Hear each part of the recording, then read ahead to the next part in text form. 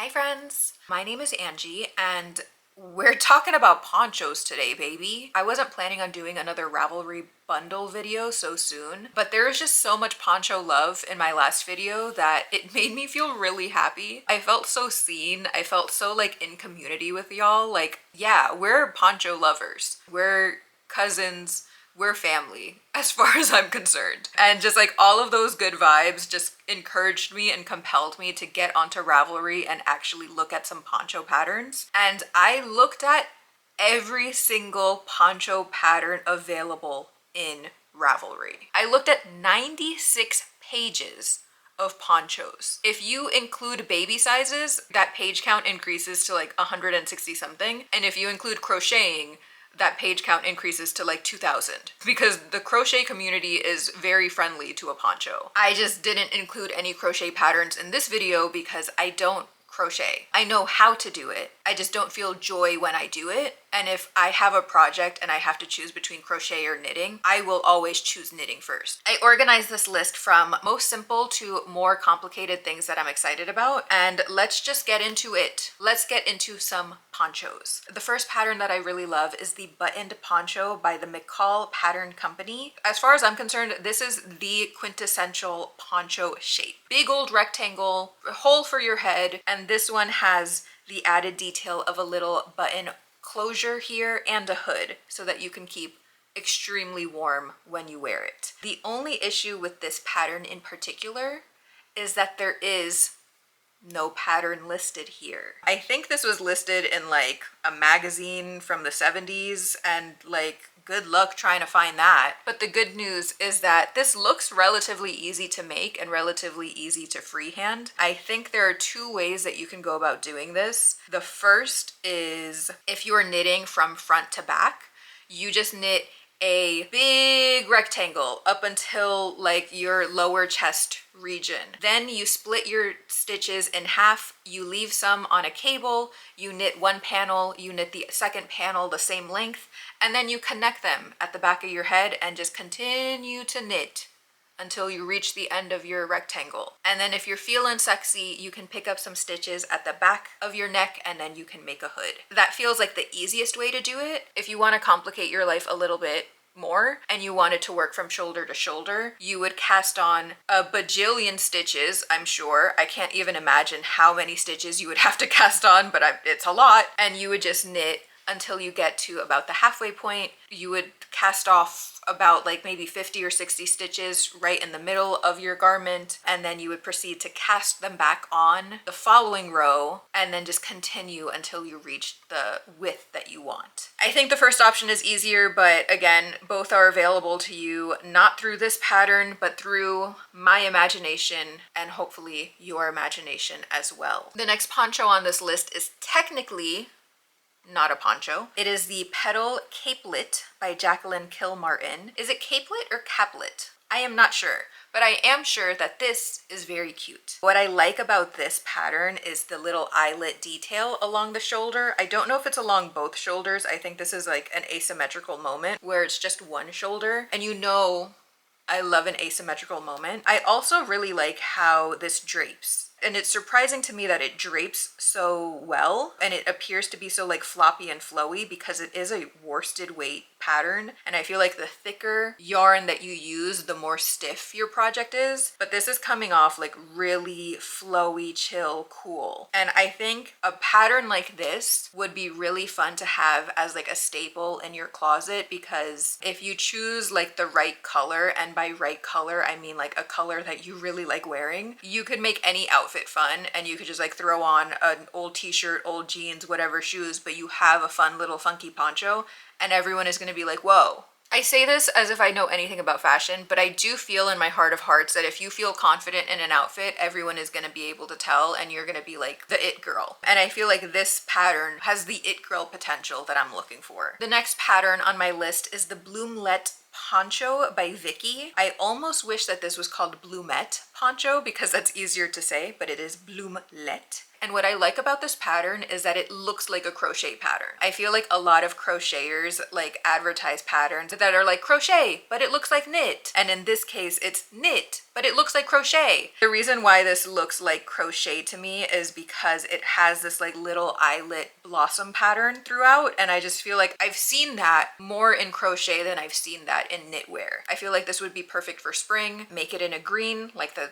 sample photo shows, or make it in like a pink or a purple and a lilac or a daffodil like yellowy color, and I think that could be really something. But also just choose a color that makes you happy. Like, who cares what's actually trending? The next pattern is actually technically a children's size pattern. And I found this before I filtered out just adult sizes, and I couldn't not include it because it is just like so freaking darling and sweet and cute. It is the Little Girl Butterfly Poncho by Vera Sanin. I'm obsessed. I need to figure out how to size this up because I need this for myself. I love everything about it. I love the butterfly motif right at the front. It's giving very like Y2K. I love the rolled hem neckline. Very sweet, very cute. And I love the like scalloped edging around the hem of the poncho. I think it's so freaking cute, and it actually reminds me of like a poncho that I had growing up. It just feels like really nostalgic and like homey to me. So I think I would take it upon myself to try and size this up. So let me know if you'd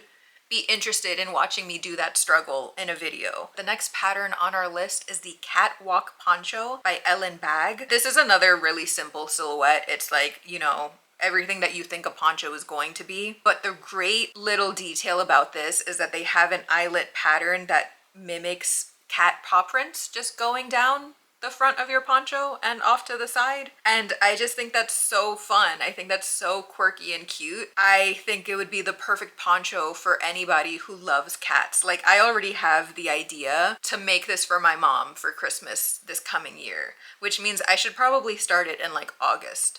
Anyways, the next couple of patterns that I have under here all fall under the trend of like asymmetry and also of like button detailing, which I talked a little bit about in my spring pattern bundle video. Asymmetry, I think, is just a really fun thing to do in your outfits. I think it creates movement and intrigue and is just all around a cool thing to do. And I think buttons are a great way of doing that too. Especially those like pearlescent like shell buttons. I'm a huge sucker for those, which is exactly why I added my next pattern to this bundle. We have the First Date Poncho by Drops Design. This is arguably just a rectangle, but it has those buttons and it looks so good with those buttons. Similarly but different, we have the Machina shawl, which I know is technically not a poncho, but hear me out.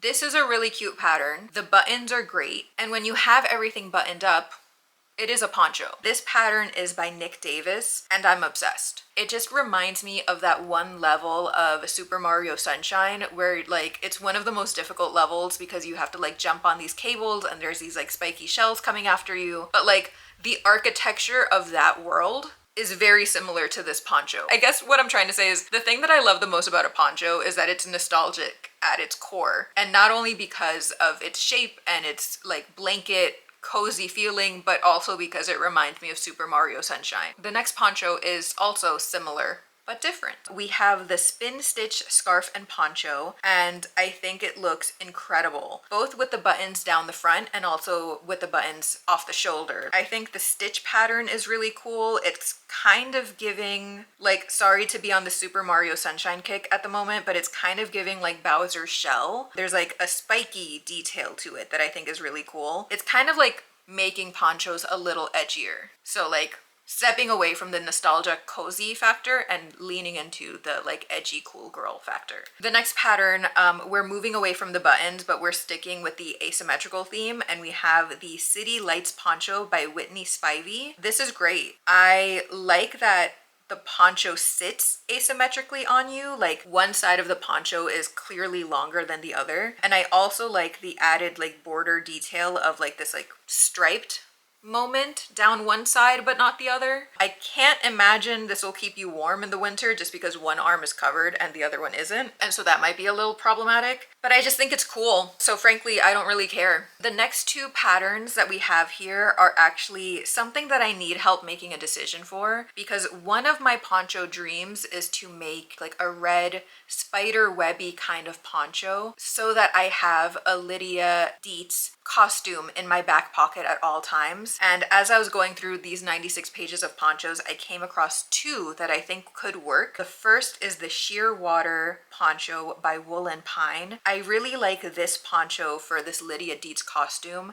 because it's like cobwebby, it's like lacy, it's like see-through. And Lydia Deetz aside, I just think this poncho is really pretty. I like how like they modeled it as kind of like a thing that you can throw on over your swimwear. I think that's really neat, but whatever. This is option one. Option two for my Lydia Deetz costume is the Idris poncho by Petra Breakstone. And this one feels Lydia Deetz-esque because it has these lines going down and it's not necessarily spider webby, but if you look at the cartoon of Lydia Deetz, it's like very stripish in nature, and so I feel like this could kind of operate as a good Lydia Deetz costume as well. And then like maybe if you're feeling like extra sexy and extra like ambitious, you can like crochet the like horizontal arches for the spider web motif, and I think that could be really cute as well. However, I just like am not sure. I like the other one because I like that it's see-through, and so like not to make everything a sexy Halloween costume, but that gives you the opportunity to make it a sexy Halloween costume. This one is a little bit more opaque, so like even if you wanted to wear a sexy little number underneath, you wouldn't necessarily be able to see it. And so I guess that's really the crux of my issue. Do I want to make this a sexy Halloween costume, or do I want it to be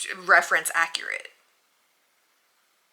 I don't know yet. I think they're both great poncho patterns, but I like them for different reasons, especially in the context of a Lydia Deetz costume. Next we have the 20 poncho by Bergère de France.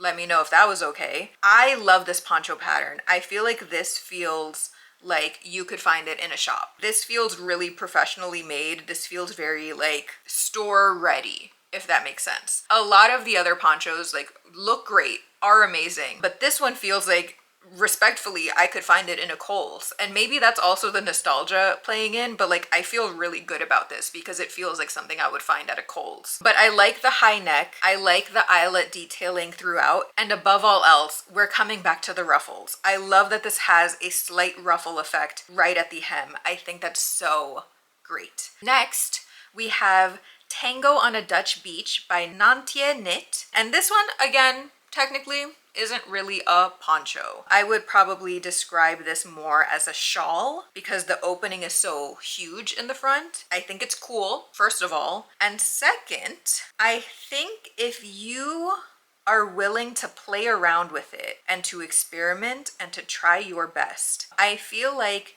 if you try to like work something out in the front and get the button to sit a little lower, you could potentially create a poncho with a heart opening in the front, and I think that would be really iconic. I think that would be really cool. Even without it, I think it's a really great poncho. I think it's like really cute. Next we have the number 18 Pull Over Winter Softness by Lana Grossa. I really like this poncho because it's really big, it's really oversized, and I also really like the high neck and the zippered collar. I really like a zippered collar sweater, and I really like the idea of having a poncho with a zipper collar because it's like athleisure, sports cool at the top, and then like cozy comfy at the bottom. And I just like really like the mix of those two kind of details, those two kind of like aesthetics, for lack of a better word. The next one is the Polar Bear Cape by Hyunji Jin.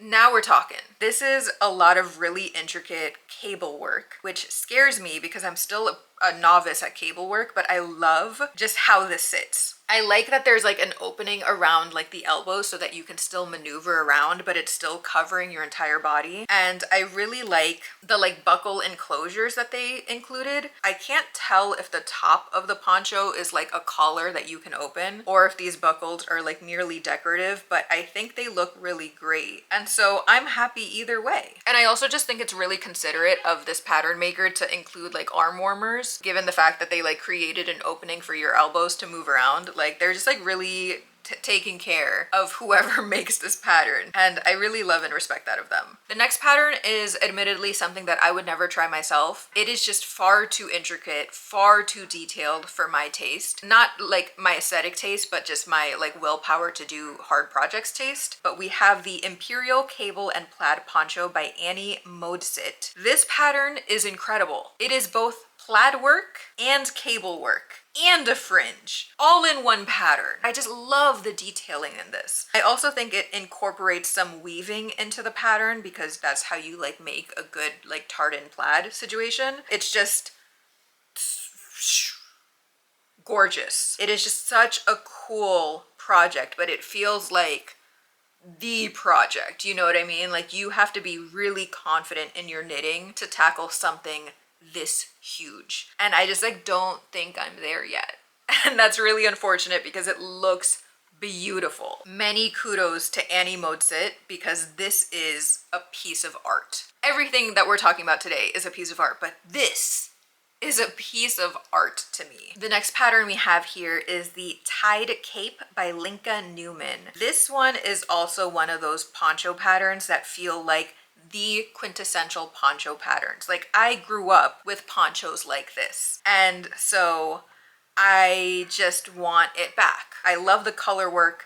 I love the long ribbons to like tighten the hood. I love that there is a hood. This is just like feels very like home to me. So this is definitely on my mind. This is definitely like something that I would love to make and would love to wear next winter. Everything about it is just so cute and so like family to me. So I really like this one. The next pattern is another showstopper for me. This is the Willow Poncho by Cheryl Thies. I almost had a small panic moment because on the Ravelry page, it doesn't tell you like how much the pattern cost, where to access it, whatever. It is part of a book called Knitting by Nature, and that is a book that I'm requesting from the library ASAP so that I can save this pattern. But this pattern, you're wearing a flower. Are you kidding me? This pattern is so cute. And as soon as I saw it, I was like, this would look perfect with the ethereal dress. This is like a Tinkerbell Fairy Winx Club as outfit. Like this is so cute. I love just everything about it. Like where do I start? You are wearing quite literally a flower. Like are you seeing that? If you're feeling a type of way, you could make the body of the poncho pink and then keep the collar green, and you're literally wearing a rosebud. Can you imagine being so cute all the time? I'm sorry, pause on the recording. We're looking up this book immediately. Oh my God. My library doesn't have it. The entire county does not have this book. Are you kidding me? What the fuck? Wait, I have another option. Hold on. I can get books from the library where my job is located. Sorry that we're going on this little detour. This is important to me. I can't get it anywhere. I mean, like I could buy it, but I didn't want to do that. Am I really gonna drop $23 for one pattern? Maybe. I haven't decided yet. We have to move on. I'm like genuinely upset and we need to start talking about ponchos again. Our last pattern here is the Portia Poncho by Teresa Chorsepa. This pattern is everything to me. This pattern is so freaking cool. It's very similar to the like cable plaid poncho in the way that you're basically making two ponchos in one, but this one is far more doable to me because it doesn't include weaving or cable work, but it still creates the same asymmetrical like mix match kind of vibe. Like this feels like a really edgy, grungy poncho, which brings me back to my earlier point. Ponchos are cool for everyone. You got the fairy poncho, you got the edgy grunge poncho, you got the cutesy butterfly Y2K poncho. We can make ponchos for every fashion choice. Everyone is making ponchos this spring. That's not true, but I want it to be true. So I hope this video can serve as some inspiration for you to get into your poncho game. And I hope that we're all rocking a poncho like in June. It's not the weather for a poncho, but I hope that we're all rocking ponchos anyways. Thank you so much for watching this video. I hope you enjoyed it. I hope you have a great day. I hope all of your projects are going well, poncho or otherwise. And I will see you in the next one. Bye!